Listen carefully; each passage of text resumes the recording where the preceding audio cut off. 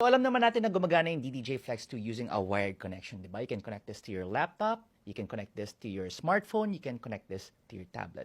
Pero did you know na gumagana rin to wirelessly via Bluetooth?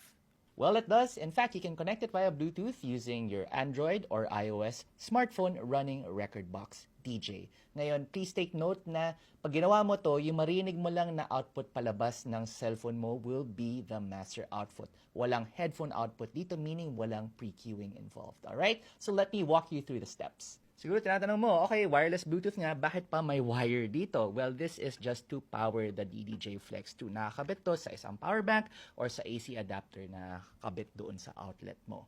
Again, this is not connected to your smartphone at all. It is mainly connected to a power source. Okay? So, pag nagawa na natin yan, makita natin na umiilaw na to, merong Bluetooth indicator na nagfa-flash ng ganyan.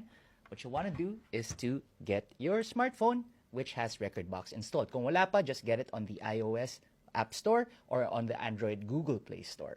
So pag nagawa mo na yan, nakuha mo na yung app, just launch it and then turn your phone sideways para landscape siya. Makita mo yung Rekordbox icon dito sa taas, pindutin mo lang yan. And then piliin mo ito, Bluetooth. Tapos, piliin mo yung DDJ Flex 2. Hintay lang tayo ng sandali. So yan, nakapag-connect na siya. And it's going to ask you to log into your Rekordbox account. If you don't have that, you don't need to do it just yet. Pero I do encourage you to sign up if you want to use it. So for now, skip na muna natin. And then now, this works perfectly.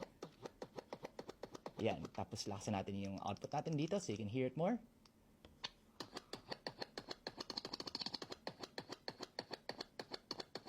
Yan.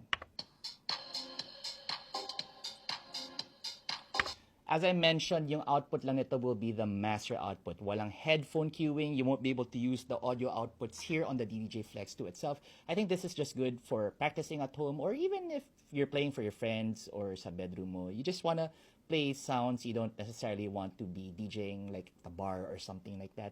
It's just great for sound tripping or for practicing your DJing, practicing your mixes, even practicing your scratching like I've been doing the past few weeks.